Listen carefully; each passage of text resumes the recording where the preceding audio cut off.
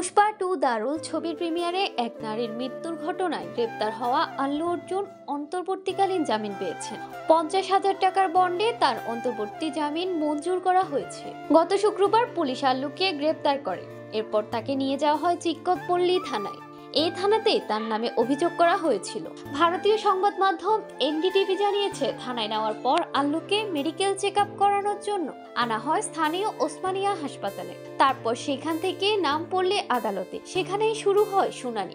এজলাসে আল্লু অর্জুনের 14 দিনের জেল হেফাজতের নির্দেশ দেন বিচারক। এই আদেশকে চ্যালেঞ্জ জানিয়ে এফআইআর খারিজের আবেদন নিয়ে হাইকোর্টের দ্বারস্থ হন অভিনেতা। সেখানে তার আবেদন মঞ্জুর হয়েছে। উল্লেখ্য, গত 4 ডিসেম্বর হায়দ্রাবাদের আরটিসি ক্রস রোডসে চিক্কতপল্লী সন্ধ্যা থিয়েটারে রাত 9:30টায় পুষ্পা 2 দারুল ছবির প্রিমিয়ার ছিল। এই প্রিমিয়ারে হাজির ছিলেন রিপ্তি নামের এক নারী, তার স্বামী এবং ছেলে শ্রীতেজ। ভিড়ের মধ্যে আল্লু অর্জুনকে দেখতে ধাক্কাধাক্কির ফলে মাটিতে পড়ে পদপিষ্ট হয়ে মারা যান 35 বছরের রিপ্তি। তার 13 বছরের ছেলেও দুর্ঘটনার শিকার হয়েছিল। সেই ঘটনার পরিপ্রেক্ষিতে অভিযোগপত্র দায়ের করেছিল হায়দ্রাবাদ পুলিশ। এরপর আল্লুকে শুক্রবার সকালে তার বাড়ি থেকে গ্রেপ্তার করা হয়।